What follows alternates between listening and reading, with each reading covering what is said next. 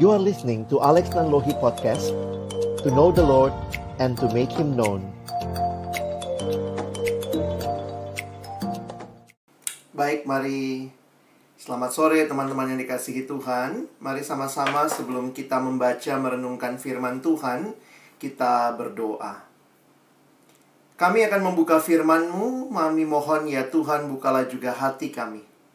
Jadikanlah hati kami seperti tanah yang baik, supaya ketika setiap benih kebenaran firman ditaburkan, itu boleh sungguh-sungguh berakar, bertumbuh, dan juga berbuah nyata di dalam kehidupan kami. Berkati baik kami yang mendengar, hamba-Mu yang menyampaikan. Tuhan tolong kami semua, agar kami bukan hanya jadi pendengar-pendengar firman yang setia, tapi mampukan dengan kuasa dari Roh-Mu yang kudus, kami dimampukan menjadi pelaku-pelaku firman-Mu di dalam hidup kami, di dalam masa muda kami. Bersabdalah ya Tuhan, kami sedia mendengarnya dalam satu nama yang kudus, nama yang berkuasa, nama Tuhan kami Yesus Kristus. Kami menyerahkan pemberitaan firman-Mu. Amin. Ya teman-teman yang dikasihi Tuhan, saya bersyukur buat kesempatan ini, yang kita bersama-sama boleh kembali bersekutu, dan tiba waktunya bagi kita untuk sama-sama akan merenungkan firman Tuhan. Sore hari ini Kak Alex siapkan satu slide buat kita, sesuai dengan tema yang diminta untuk kita sama-sama pikirkan pada sore hari ini, menyambut perubahan dengan cara Allah.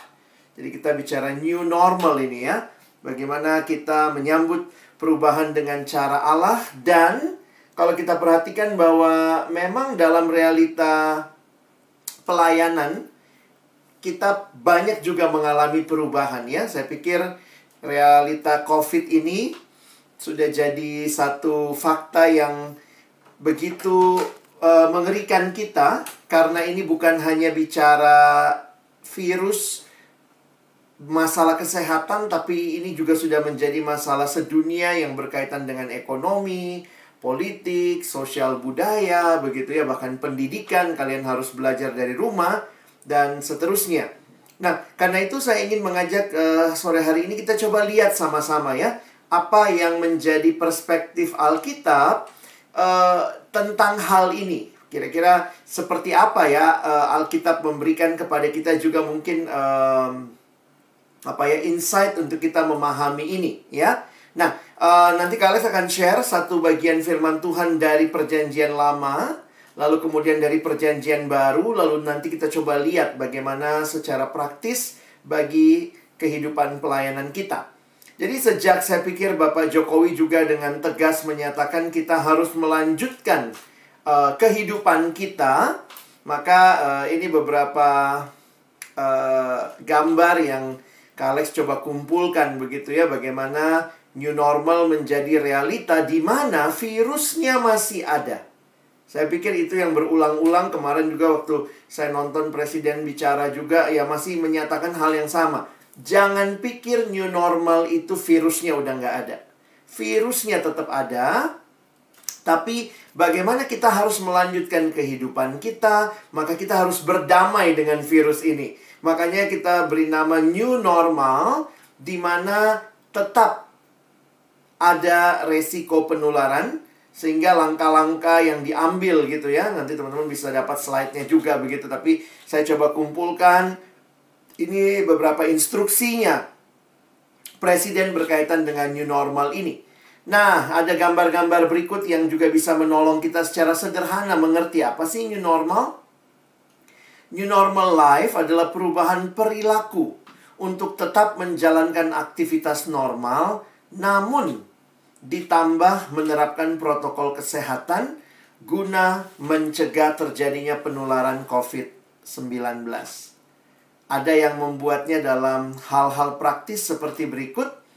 Jadi, normal baru itu apa sih? Ya, kalau kita bicara ini adalah sebuah situasi di mana sederhana, pakai masker saat di luar rumah. Termasuk juga saya pikir kalau kita flu, batuk, bahkan di rumah juga harus membiasakan memakai masker. Nah, apalagi? Ya, belajar untuk tetap jaga jarak. Maka semuanya, kalau mungkin teman-teman yang terbiasa dengan kedekatan, nah ini saatnya menjaga jarak. Lalu kemudian langsung mandi saat pulang ke rumah, dari manapun itu ya. Kalau harus terpaksa harus keluar rumah, pulangnya harus mandi, kira-kira begitu ya. Sehingga banyak orang yang bilang, jadi lucu kak, katanya ya, dulu kalau kita mau keluar rumah mandi dulu, sekarang kebalik. Waktu justru pergi kalau bisa nggak usah mandi dulu, karena pulang nanti mandi lagi, begitu ya. Ya kalau di kantor, kalau ada yang harus masuk kantor ya, mungkin buat alumni-alumni ya tetap jaga jarak. Dan kalau ketemu ya jaraknya 1 meter. Nggak usah salaman dulu, begitu ya. Nggak usah baku pelo-pelo dulu gitu. Sun cipika-cipiki, begitu ya.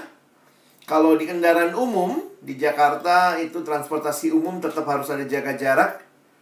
Dan nah ini menarik nih ya, waktu dapat gambar ini. Kalau kamu flu ya nggak boleh ke kantor. Jadi sekarang tuh orang jadi kayak punya alasan untuk nggak ke kantor ya. Kalau ada yang memang harus masuk kantor, bilang aja katanya flu, begitu ya. Malah satu kantor bilang please jangan datang gitu ya. Please stay at home. Nah, realita seperti ini, saya waktu coba menggali firman Tuhan, tentu memang tidak ada konteks di firman Tuhan yang persis sama. Tetapi Kak Alex ingin mengajak kita memikirkan dua bagian firman ya, untuk kita memahami sebenarnya hal yang seperti new normal ini pun teman-teman dan saya masih hadapi, begitu ya, secara spiritual. Nah, mungkin Kak Alex tanya dulu ya, biar kita bisa interaksi. Silakan di grup chat, kalian tulis ya. Saya mau tanya nih, ada yang pernah digigit ular? Kayaknya nggak ada ya. Atau mungkin kalau ini ditanya ada yang pernah digigit ular, mungkin jawabannya bukan pernah ya, malah mungkin pernahnya menggigit ular, begitu ya. Makan ular kali. Tapi coba Kak Alex tanya begini, apa yang dilakukan kalau ada orang yang digigit ular? Biasanya pertolongan pertama untuk orang-orang yang digigit ular itu apa yang dilakukan? Oke, saya kasih waktu sekitar 1 menit ini. Coba tulis di grup chat. Biasanya orang kalau digigit ular itu apa sih tindakan yang dilakukan? Apa saja tindakan yang dilakukan? Bisa lebih dari satu ya. Silakan teman-teman, boleh ketik di grup chat.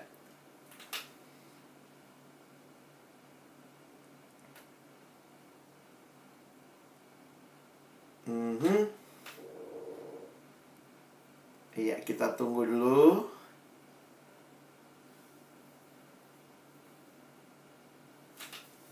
Apa yang dilakukan kalau digigit ular? Tindakan penyelamatannya apa yang biasanya dilakukan? Apakah sudah ada yang bisa mengetikkan? Sudah terpikir?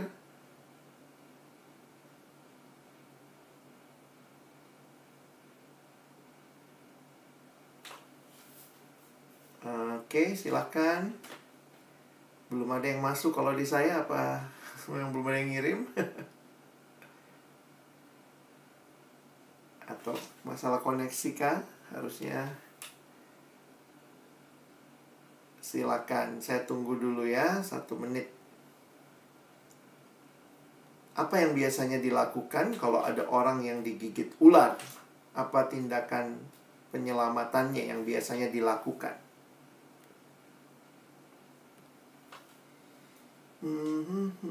Silakan. Memastikan ularnya berbisa atau tidak. Oke. Nah, kalau misalnya ya oke deh, saya lanjutkan. Kalau berbisa, apa yang dilakukan? Digigit di bagian kaki, ikat di atas lutut sehingga racunnya tidak menjalar ke bagian area lain. Oke. Ikat di sebelah bekas gigitan. Ini teman-teman memang kayaknya sudah biasa ini ya, agar bisa tidak sampai ke bagian tubuh yang lain. Itu buat ular berbisa. Menghindari ular tersebut, begitu ya. Oke. Good, apalagi? Saya suka mikir gini ya, kan biasanya gitu ya, diikat gitu ya. Itu kalau kaki ya. Kalau yang digigit lehernya gimana itu? Kalau diikat kau mati kata ya. Jadi Ya itu kalau yang diikat apa digigit lehernya ya, tapi ini kan konteks kita kemungkinan sih di kaki gitu ya. Menghentikan penyebaran racun dengan cara mengikat bagian tubuh. Ini rata-rata semua mengikat ya. Pernah waktu itu Kak Alex tanya juga kayak begini, ada yang bilang di ini ya. Ya betul, bawa ke rumah sakit ya. Ada yang bilang, Kak diisep. Apaan diisep gitu ya, racunnya maksudnya. Coba misalnya di bekas gigitan itu katanya diisep sambil diikat gitu ya. Cuma yang paling menarik, satu waktu saya kasih soal ini, khotbah depan anak SD ya. Wah, di anak SD itu lebih rohani dari kalian. Dia jawabnya apa? Didoakan.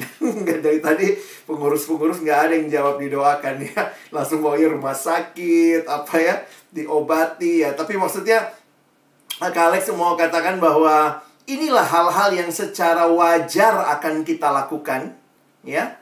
Ini hal-hal yang secara wajar akan kita lakukan ketika ada orang yang digigit oleh ular. Oke ya. Jadi kita tinggalkan dulu masalah ularnya di sana. Kak Alex lanjut dulu untuk mengajak kita melihat kenapa saya tanya tentang ular-ularan ini.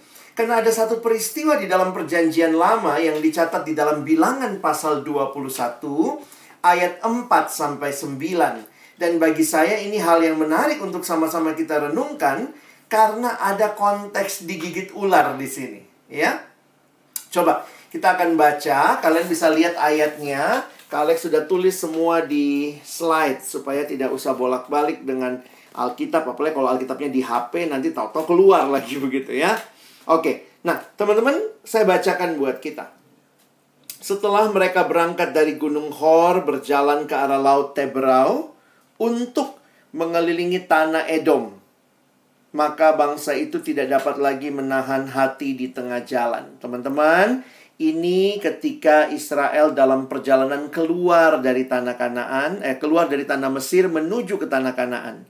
Nah, dalam perjalanan ini, mereka masih di dalam perjalanan ini ya, ini baru Bilangan 21. Maka dikatakan bangsa itu tidak dapat lagi menahan hati di tengah jalan. Apa yang mereka lakukan ayat 5?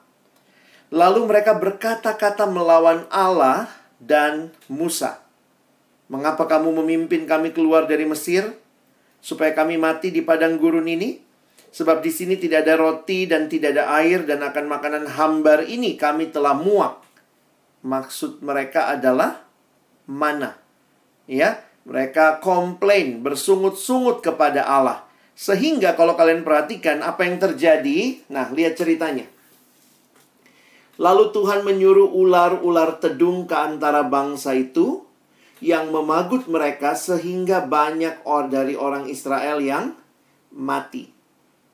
Teman-teman, waktu saya mempelajari sedikit tentang ular tedung ini, kalian bisa cari di dalam bahasa Inggrisnya, ini disebut sebagai fiery snake.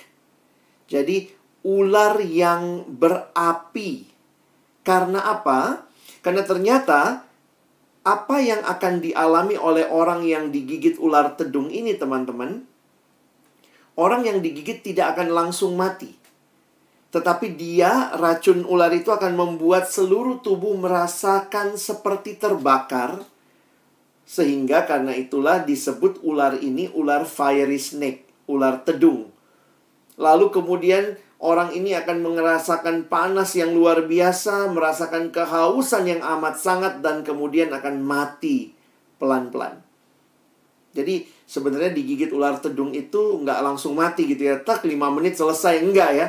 Tapi ada penderitaan begitu yang terjadi. Nah, ayat yang ke-7. Ini kalau sudah ada masalah begini barulah datang sama Musa ya. Tadinya melawan Musa, kemudian datanglah bangsa itu mendapatkan Musa dan berkata, kami telah berdosa, sebab kami berkata-kata melawan Tuhan dan engkau. Berdoalah kepada Tuhan supaya dijauhkannya ular-ular itu daripada kami.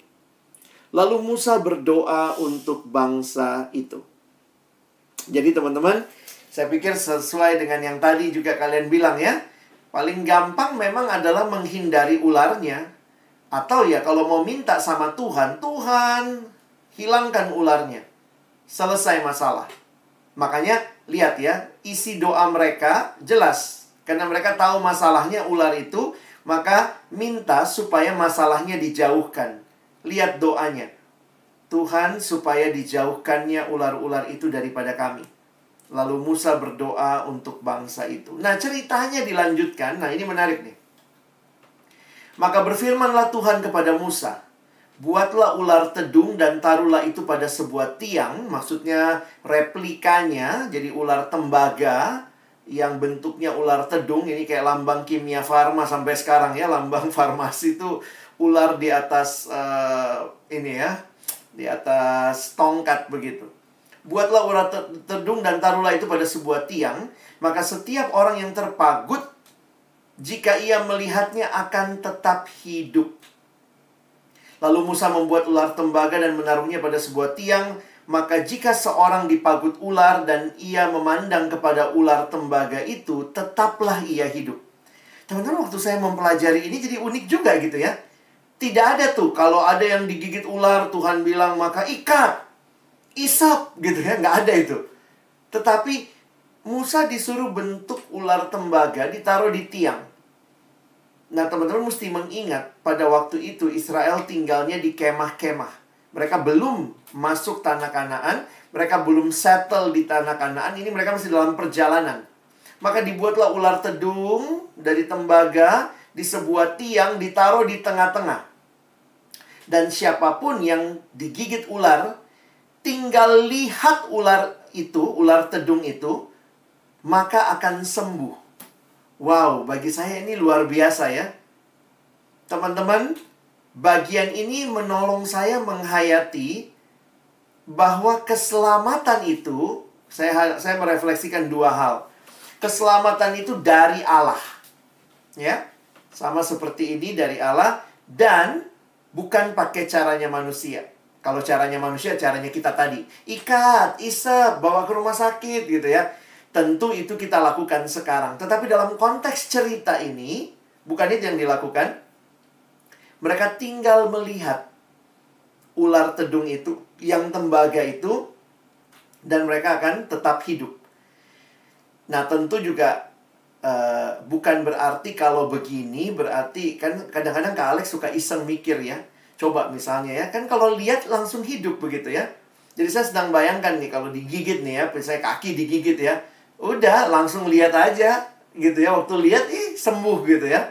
Nanti kalau mau bermain sama ularnya, taruh tuh kaki di bawah. Ayo, gigit terus loh, enggak apa-apa. Kita lihat serana, nggak mati begitu ya. Itu jadi isengnya bisa begitu. Tapi tentunya kita tidak main-main dengan ular itu. Meskipun ada jalan keluarnya, saya pikir tidak ada orang yang sengaja minta ular tedung, ayo dong gigit dong, karena sudah ada jalan keluarnya. Nah, teman-teman, apa yang menarik? Kenapa kita bahas ini tentang new normal? Karena saya ingin katakan kepada teman-teman bahwa perhatikan cerita ini dengan seksama. Tuhan tidak menjawab doa orang Israel yang disampaikan Musa seperti yang mereka minta. Mereka mintanya apa? Hilangkan ularnya. Masih ingat tadi? Ini doanya ya. Mintanya jauhkan ular-ularnya. Tuhan tidak kasih ular-ularnya pergi, berarti ular tetap ada. Tapi Tuhan memberikan jalan keluar. Tuhan memberikan keselamatan dari dia, pakai caranya dia. Kadang-kadang kita pikir ini cara apa sih? Masa cuma lihat ular begitu sembuh? Tapi itulah yang Tuhan berikan.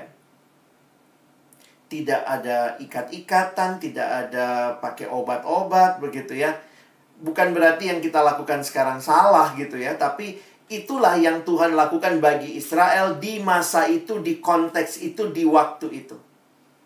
Sehingga bagi saya, sesudah Musa berdoa, sesudah Musa buat ular tedung, maka Israel masuk dalam era new normal. Bagaimana new normalnya? Masih ada ular? Masih. Tapi petunjuknya adalah jangan main-main sama ular. Tapi kalaupun sampai kegigit sama ular, lihat ular tembaga itu dan mereka tetap hidup.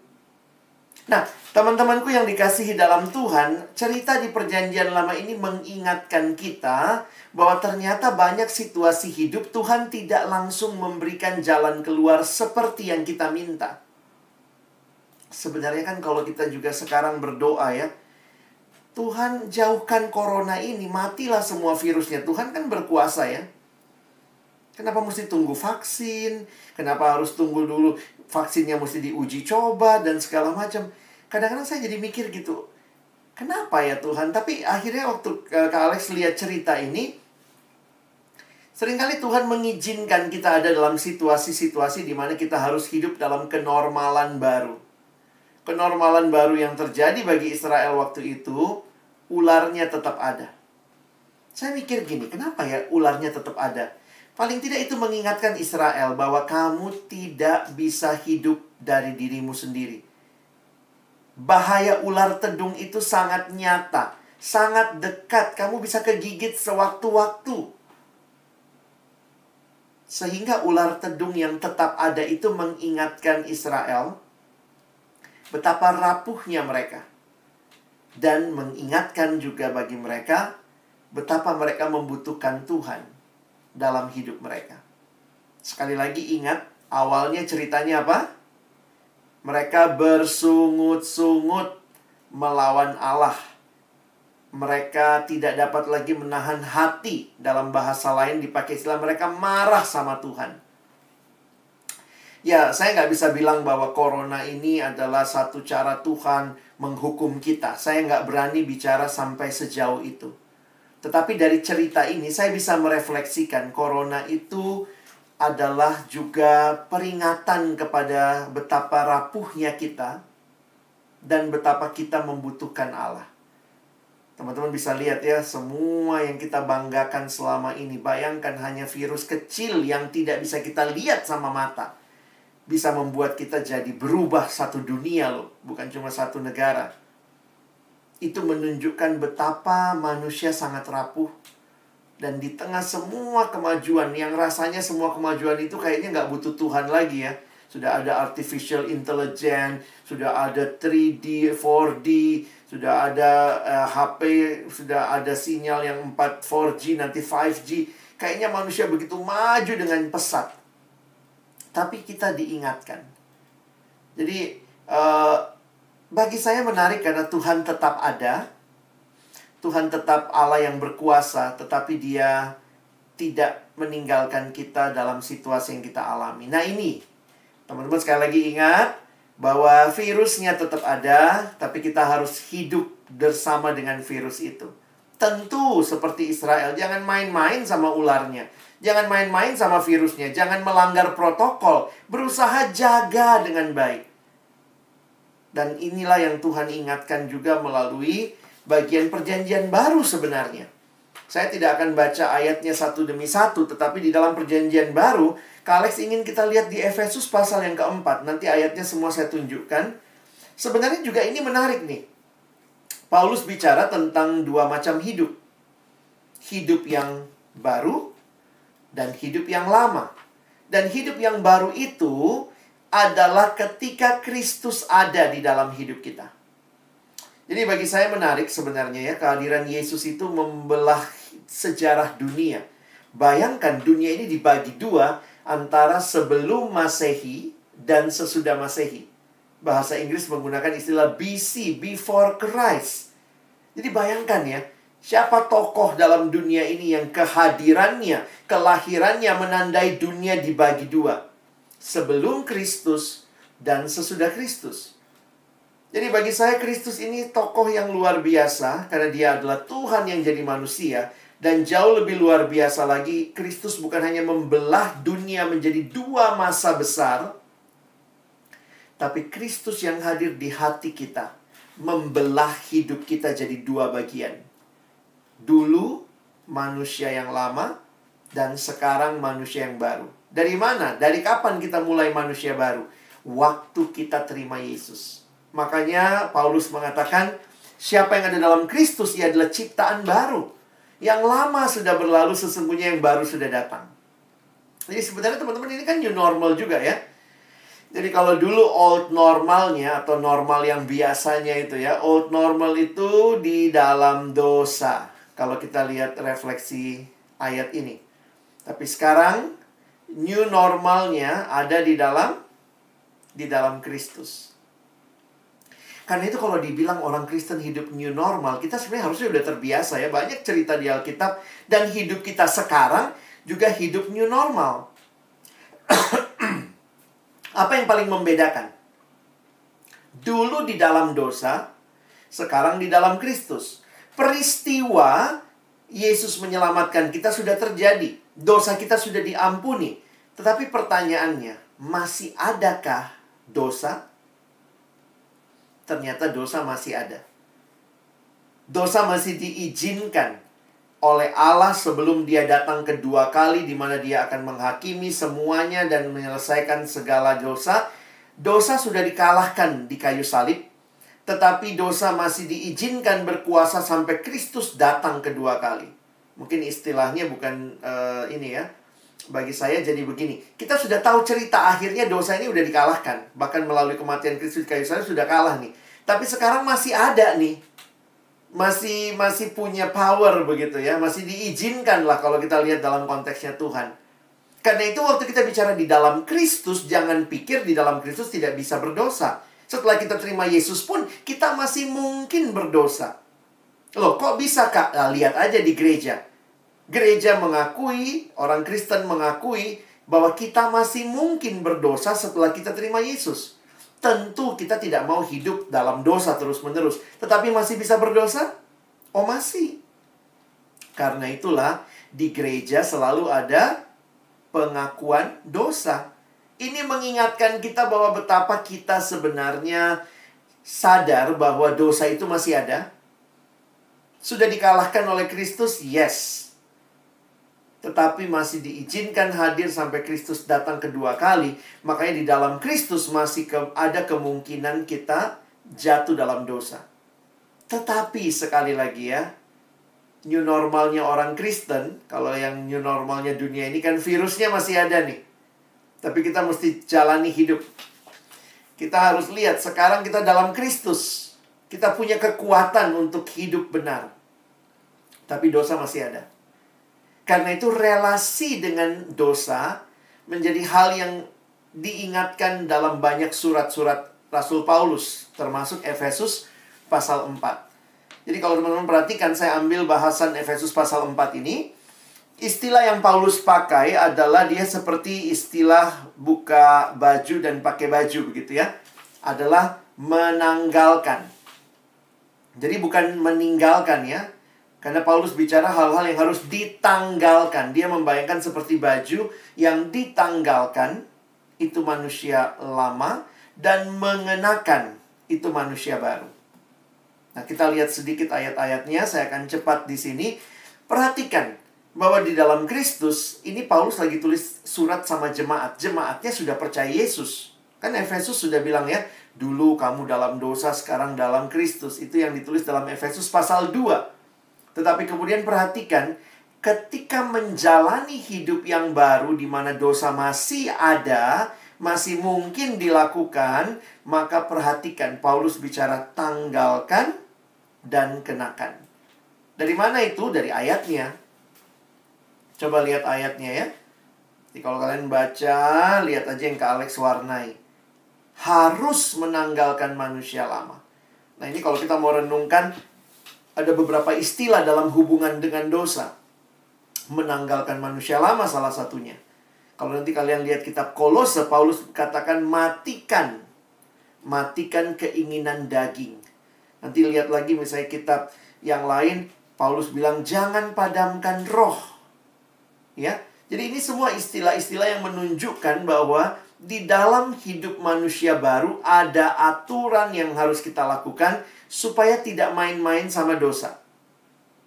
Ya. Tanggalkan yang lama, kenakan yang baru.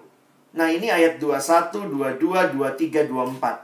Mulai ayat 25, Paulus memberikan hal apa yang harus ditanggalkan, hal apa yang harus dikenakan. Nah, inilah hidup manusia baru ya.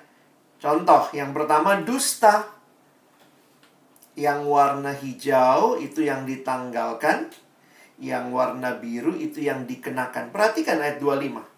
Karena itu buanglah dusta. Jadi ternyata bagiannya bukan buang dusta.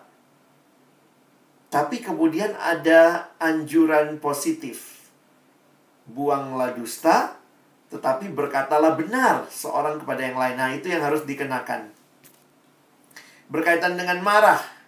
Jadi ini kan new normal kita ini petunjuknya nih. Jadi ini bukan dari Pak Jokowi ya. Ini dari Allah kita. Kamu masih dalam dunia, tapi kamu sudah manusia baru. Tapi kamu masih mungkin jatuh dalam dosa. Karena itu, tanggalkanlah. Janganlah kamu menjadi marah. Apabila kamu menjadi marah, janganlah kamu berbuat dosa. Janganlah matahari terbenam sebelum padam amarahmu. Dan janganlah beri kesempatan kepada iblis. Selanjutnya, masalah mencuri. Saya waktu perhatikan berarti di dalam jemaat Efesus ada juga yang dulunya tukang nyolong gitu ya. Ini kan jemaat ini lagi bicara kepada jemaat. Orang yang mencuri, janganlah ia mencuri lagi. Tapi apa? Yang positif. Baiklah bekerja keras, melakukan pekerjaan yang baik dengan tangannya sendiri. Akhirnya bukan hanya mengambil barang orang, lihat tuh. Supaya ia dapat membagikan sesuatu kepada orang yang berkekurangan. Jadi ada transformasi hidup yang luar biasa ini. Lihat lagi. Berkaitan dengan perkataan kotor.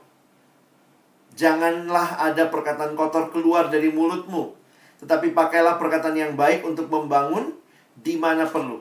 Supaya mereka yang mendengarnya beroleh kasih karunia. Wow.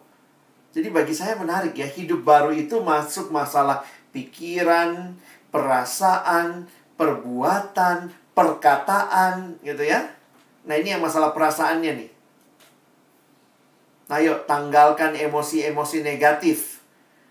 Jadi segala kepahitan, kegeraman, kemarahan, pertikaian, fitnah hendaklah dibuang di antara kamu. Demikian pula segala kejahatan.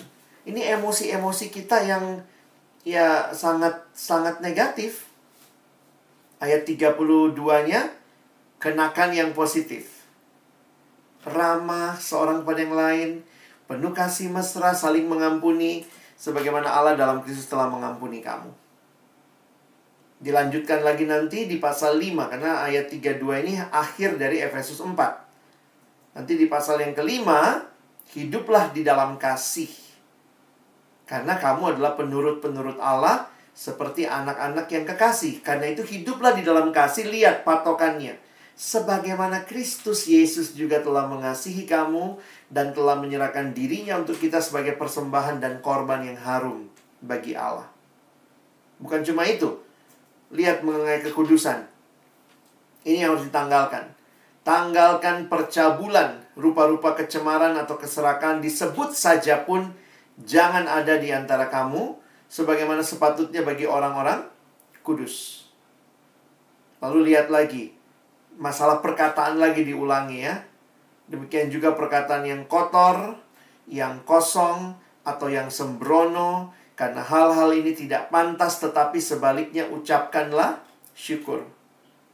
Teman-teman, kalau kalian dalami istilah yang muncul di sini, perkataan yang kosong atau sembrono itu dipakai untuk kalimat coarse joke dalam bahasa Inggris. Jadi lelucon-lelucon yang kasar, yang tidak tepat. Dan bagi saya ternyata gitu ya, Alkitab juga sampai mengatur, kalau boleh dipakai istilah gitu ya, mengatur bagaimana cara kita bercanda. Jangan kita pikir, oh nggak boleh ngomong kotor, tapi kalau bercanda-bercanda jorok nggak apa-apa, nggak bisa. Sebenarnya ayat ini mengingatkan kalau kamu di dalam Kristus, maka ada pembaharuan termasuk dalam kalimat-kalimat yang kau katakan. Jadi memang menarik ya, new normal ini disertai dengan banyak aturan. Tapi ternyata ini aturan-aturan yang menolong kita. Kadang-kadang kita pikir gitu ya, elah, kok aturannya kayak apa? Cuci tangan gitu ya. Aturannya pakai masker. Tapi itu untuk mencegah kita tidak jatuh dalam virus itu. Tidak terinfeksi virus itu atau tidak menularkan kepada orang lain.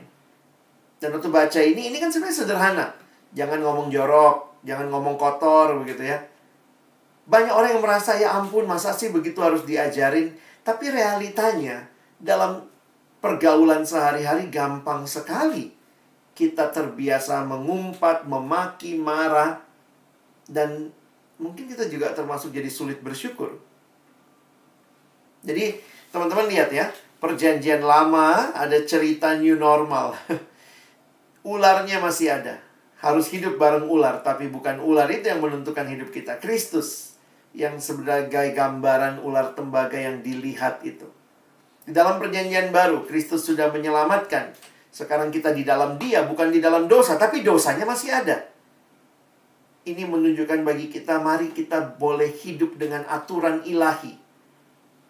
Jadi kalau kita mau menyambut new normal, ya mari kita lihat juga nih ya, bagaimana aturan-aturan yang secara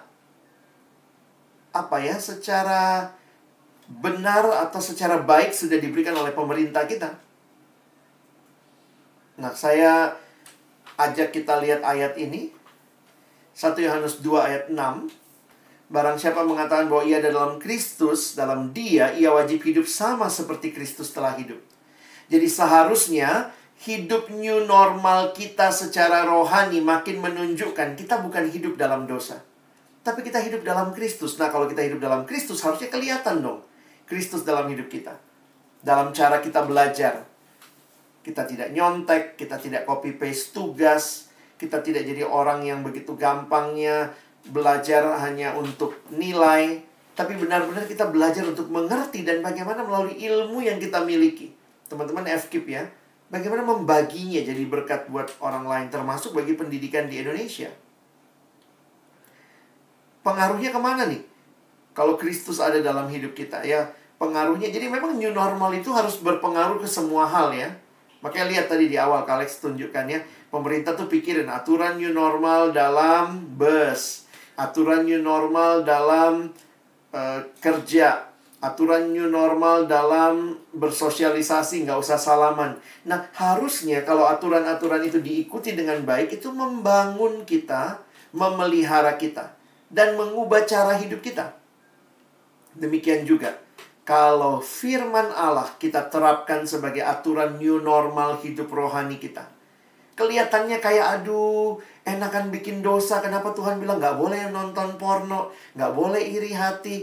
Kayaknya aduh Tuhan, itu sifat aku. Tapi dalam Kristus ada perubahan. Cara belajarmu juga berubah. Cara bergaulmu berubah.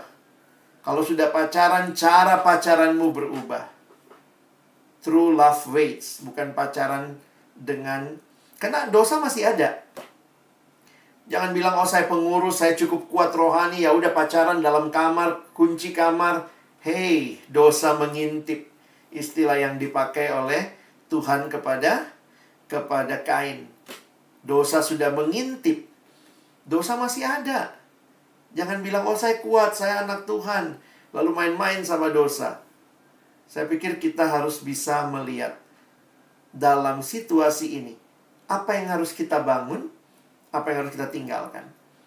Nah, waktu saya refleksikan kepada Indonesia begitu ya. Ya, memang new normal tuh begitu ya. New normal itu akan mengeluarkan aturan-aturan baru. Karena itu taati peraturan yang berlaku. Nah, ingat kita juga new normal dalam Tuhan. Taati firman Tuhan. Rajin-rajin dibaca. Saat teduhmu bagaimana? Jam doamu bagaimana? Miliki disiplin yang tinggi. Pulang mandi dari mana-mana gitu ya. Karena mungkin kita pikir, kan nggak ada yang kena. Tadi saya nggak ketemu siapapun apa. Kita nggak pernah tahu. Fleksibel, adaptasi. Maksudnya ini menunjukkan juga begini. Memang kita punya disiplin yang tinggi, tapi kita pun bisa fleksibel, adaptasi. Kita tuh awal-awal mungkin gamang ya. Tapi setelah 3-4 bulan ini, orang sudah semakin biasa belajar dari rumah, kebaktian dari rumah. Karena memang manusia punya kemampuan adaptasi yang tinggi. Dan saya pikir juga new normal ini menolong kita juga untuk melihat, peduli dengan sesama. Kenapa? Karena akhirnya kan dibilangnya, jangan keluar. Karena mungkin bukannya kamu ditulari orang lain. Jangan-jangan kamu carrier yang menulari orang lain. Jadi peduli sesama. Saya pikir ini juga yang harusnya muncul ya. Tadi ayat-ayatnya kan dalam jemaat. Yang mencuri, jangan mencuri, tapi mulai berbagi. Dan saya pikir refleksi rohani yang hari ini saya bagikan menolong kita juga berpikir ya, untuk ke depan bagaimana. Bagaimana pelayanan dalam new normal. Kadang-kadang kita kayak mesti memilih mau online atau offline ya. Saya pikir jangan online atau offline, bukan or. Tapi ke depan kita harus kerjakan dua-duanya ya, online and offline. Jadi kita juga banyak berubah kan? New normal ini membuat kita jadi mengerti apa sih yang esensi, termasuk dalam pelayanan kan? Kalau kita offline bisa nyanyi 6-7 lagu sehingga latihan musiknya gitu ya. Sekarang kalau kebaktian online, satu lagu langsung firman gitu kali ya. Jadi kita jadi melihat juga ya, Pak, ada perubahan. Satu sisi kesempatan, satu sisi perubahan. Make the change. Memang perubahan itu nggak mudah. Tetapi kalau itu nggak mengubah kita, ya itu nggak menantang kita, itu juga mungkin nggak mengubah kita. Belajar untuk berpikir out of the box. Jadi ini untuk konteks pelayanan yang saya coba refleksikan. Nah, teman-teman bisa lihat nih ya, belajar berpikir keluar dari kebiasaan kita. Dulu mungkin kita nggak terbiasa pakai Zoom, pakai apa. Sekarang semua sudah jago kayaknya ya. Udah ngerti dan seterusnya. Dan bagi saya yang sangat menginspirasi saya dalam situasi new normal ini untuk pelayanan adalah teladan Rasul Paulus. Paulus berkali-kali harus masuk penjara. Bahkan dia dibelenggu. Dalam penjara terakhir di kota Roma, Paulus beberapa kali dipenjara. Sejarah mencatat dia di Roma dipenjara 2 kali. Penjara pertama itu kayak tahanan rumah. Itu di akhir Kisah Para Rasul pasal yang ke-28. Paulus masih tahanan rumah jadi bisa menerima orang datang. Tapi pemenjaraannya yang kedua di Roma juga itu di penjara bawah tanah yang sulit ditemui orang. Itulah yang dia tulis di dalam kitab 2 Timotius. Bahkan Paulus menggunakan kata dibelenggu, dan sejarah mencatat Paulus itu benar-benar dirantai, dibelenggu. Ada 4 penjaga yang bertugas menjaga Paulus, dan itu kayak kebiasaannya itu ya. Waktu itu tangannya diikat sama satu orang, tangan kanannya sama satu orang, kaki kanannya sama satu orang, kaki kirinya sama satu orang. Nah, itu begitulah cara pemenjaraan waktu itu. Tapi menarik sekali ya, dari dalam penjara, baik waktu di Roma pertama kali, dia pernah dipenjara di tempat lain juga, di Filipi pernah. Tetapi ada beberapa surat yang Paulus tulis dari dalam penjara. Bagi saya menarik. Ini surat 4 ini kalau di dalam teologi, kalau kalian sekolah teologi, ini disebut surat penjara ya. Efesus, Kolose, Filemon, Filipi. Sementara ada surat lain yang ditulis dari dalam penjara juga, kayak 2 Timotius. Tapi itu pembagiannya biasanya dimasukkan surat pastoral. Tapi apa yang menarik? Dari dalam penjara Paulus tidak berhenti memberitakan Injil. Paulus yang tadinya bebas, harus terikat. Dia masuk dalam new normal. Kita yang biasanya di luar, bisa bikin kebaktian, bisa ketemu, bisa apa. Tiba-tiba sekarang harus lewat aplikasi seperti ini. Ini kan new normal juga buat kita. Tapi belajar dari Paulus. Paulus tidak berhenti memberitakan firman. Kalimat yang berkesan bagi saya adalah 2 Timotius 2 ayat 9. Paulus dipenjara gara-gara apa? Karena Injil. Tetapi dia katakan, karena pemberitaan Injil inilah aku menderita, malah dibelenggu seperti seorang penjahat. Tetapi firman Allah tidak terbelenggu. Dalam bahasa Inggris kata belenggu dipakai kata chain atau rantai. Jadi dia diikat dengan rantai. Tapi lihat kalimatnya. Firman Tuhan tidak terbelenggu. Dan ini yang akhirnya menjadi semangat buat kita juga menjalani new normal baru untuk terus melayani Tuhan. Firman Allah tidak akan pernah terbelenggu oleh para penentangnya, kecuali oleh pemberitanya. God's word can never be chained by its opponents, only by its messengers. Jadi teman-teman, saya merindukan melalui perenungan refleksi ini, kita makin bisa melihat ya, new normal itu bagian yang biasa kalau di Alkitab ya. Tadinya bebas kayak Paulus, masuk penjara. Tapi dia harus melanjutkan kehidupan. Tadinya tidak ada ular. Sesudah itu ular masih ada, tapi dikasih jalan keluar gitu ya. Itu dalam bilangan tadi. Dan tadi ceritanya dalam Kristus kita sudah menang, sudah merdeka. Kita bukan lagi hamba dosa, tapi masih ada dosa. Diizinkan Tuhan dan itu membuat kita harus hidup berelasi dengan Tuhan supaya kita mengalahkan dosa. Sama seperti Israel, lihat ular tembaga itu supaya kamu hidup. Demikian juga kita lihat kepada Allah supaya kita hidup. Dosa masih ada, tapi jangan main-main sama dosa. Jangan main-main lagi sama ular tedung. Ayo dong, gigit-gigit saya, begitu ya. Tapi teruslah pandang salib itu, hidup di dalam kemenangan Kristus. Kiranya Tuhan menolong kita, bukan hanya jadi pendengar firman, tapi jadi pelaku firman. Dan juga buat teman-teman, teruslah lewati masa-masa ke depan ini, new normal, dengan terus berbuah, terus menjadi berkat bagi sesama. Amin. Kak Alex berhenti sharing, dia di sini silahkan. Kalau ada yang mau bertanya ya, ini kesempatan tanya jawab. Saya persilakan.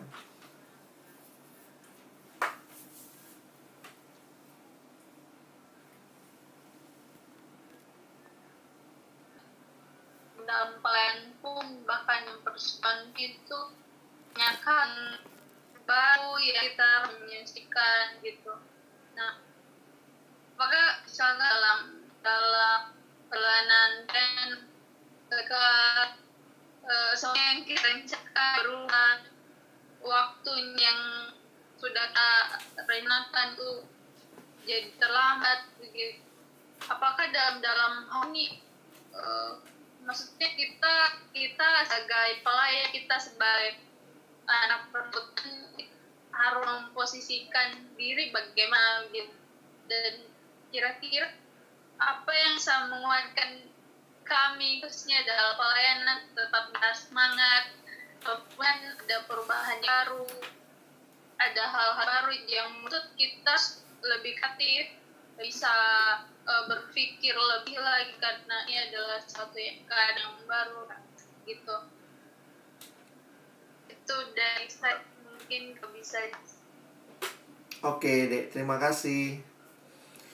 Saya pikir sih dalam setiap tahap kehidupan ada hal yang Tuhan izinkan terjadi dan itu menantang kita. Supaya kita juga tidak tinggal dalam comfort zone kita. Jadi kalau ditanya bagaimana menyemangati, bagi saya sih yang jadi inspirasi akhirnya bagi saya adalah firman Tuhan ya. Jadi maksudnya begini. Jadi waktu saya bergumul tentang new normal ini, tiba-tiba ayat bilangan itu muncul di kepala gitu ya. Kayak itu menyemangati. Ya, terus kemudian ayat yang 2 Timotius 2 ayat 9, 2 Timotius 4 ayat 2, beritakanlah firman, siap sedialah baik atau tidak baik waktunya. Jadi saya mendapat, jujur aja, saya pribadi mendapat semangatnya waktu dapat apa yang pernah dibaca di Alkitab, dan firman Tuhan tuh menyemangati sih. Makanya saya bersyukur banget gitu. Di saat waktu itu saya juga ngalamin kayak mesti bagaimana ini, tiba-tiba semua berhenti. Lalu kemudian mulai berpikir, berdoa, lalu kayak Tuhan semangati dari ayat-ayat yang kayak selama dihafal gitu ya. Lalu kemudian ya tentu yang kedua dari saudara-saudara seiman, menikmati ada teman-teman yang saling berbagi, saling menolong, ada yang ngerti pakai Zoom, ada yang ngerti pakai Google Meet gitu ya. Tiba-tiba itu kayak semua langsung jadi belajar semua, dan komunitas jadi satu semangat juga yang saya lihat Tuhan berikan. Jadi komunitas untuk saling belajar hal baru. Beberapa orang tiba-tiba jadi YouTuber begitu ya. Bikin podcast, ada yang bikin Instagramnya lebih banyak isinya. Jadi saya pikir ya ini cara Tuhan untuk menolong kita melihat bahwa jangan berhenti. Terus setiap kondisi kita melihat firman harus diberitakan. Sehingga kondisi tidak menghentikan kita, tapi justru makin memacu kita. Karena itu terus jaga relasi dengan Tuhan untuk menyemangati engkau. Karena Tuhanlah yang paling tahu kondisi, paling bisa memberi semangat melalui firman-Nya. Dan yang kedua adalah nikmati hidup dalam komunitas. Teman-teman yang saling berbagi, saling memberikan pengharapan begitu ya di tengah situasi seperti ini. Mungkin itu kali dari saya. Oke, terima kasih Kak. Sama-sama. Jadi ini kalau dari saya mau ada sih mungkin Kak Alex boleh sharing mungkin pengalaman selama kan dalam masa-masa pandemi ini, misalnya tadi bilang kita banyak melakukan kayak ibadah online dan juga offline. Mungkin Kak Alex boleh sharingkan juga mungkin tantangan-tantangan yang didapati selama dalam pelayanannya Kakak, dan mungkin dari tantangan itu mungkin boleh sharing juga bagaimana Kakak boleh melewati bagian itu. Ya, makasih Kak. Oke. Baik, terima kasih. Saya pikir sih tantangannya begini kali ya, karena nggak ada dari kita yang sudah biasa dengan semua hal ini. Ini kan kita sedunia tiba-tiba ngalamin bersamaan. Jadi mulai kira-kira bulan Maret itu semua kita, jadi nggak ada yang sangat biasa. Semua kita adalah pemula dalam semua hal ini. Nah, saya melihat sih justru tantangannya adalah kerendahan hati. Maksudnya kerendahan hati untuk nanya, untuk belajar. Karena banyak yang begini. Lihat orang bikin, dia bisa bikin ya. Tapi kenapa mau nanya kok malu? Belum lagi kita merasa, saya lebih tua, kenapa tanya sama yang lebih kecil? Karena kan jujur aja yang lebih nggak gaptek itu yang anak muda sebenarnya kan. Kalau serupa kita ini yang so tambah-tambah tua kan so mulai gaptek kan. Ini nggak bisa, itu nggak bisa. Tapi saya melihat tantangannya adalah kerendahan hati kita. Jangan-jangan kita sombong juga ya untuk nggak mau nanya sama orang, nggak mau belajar dari orang lain. Jadi mungkin kalau bahasa sekarangnya, kita menjadi a lifelong learner. Pembelajar seumur hidup. Jangan pernah berhenti. Kalian orang pendidikan pasti ngerti lah ya. Teori belajar itu kan bukan kalau kita masih kecil aja, tapi sebenarnya seluruh kehidupan gitu ya. Saya sampai akhirnya masa-masa kayak begini jadi belajar tuh. Saya belajar teori belajar teman-teman ya. Saya sampai cari-cari karena saya pikir gimana caranya menolong gitu ya. Dan akhirnya saya berbagi sama teman gitu. Jadi itu tantangan tapi sekaligus juga kesempatan, peluang.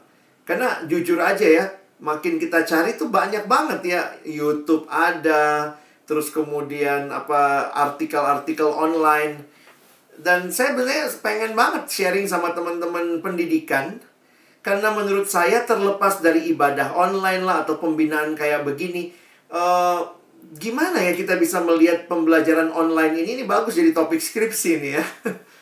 Jadi saya belajar tuh, belajar pedagogi. Terus kemudian belajar lagi, ada lagi namanya andragogi. Pedagogi karena kita ngajarnya sama anak kecil. Kalau andragogi sama anak orang dewasa. Terus habis itu lagi ada lagi istilah hyutagogi. Hyutagogi itu belajar menemukan sendiri. Lalu kemudian ada lagi yang sekarang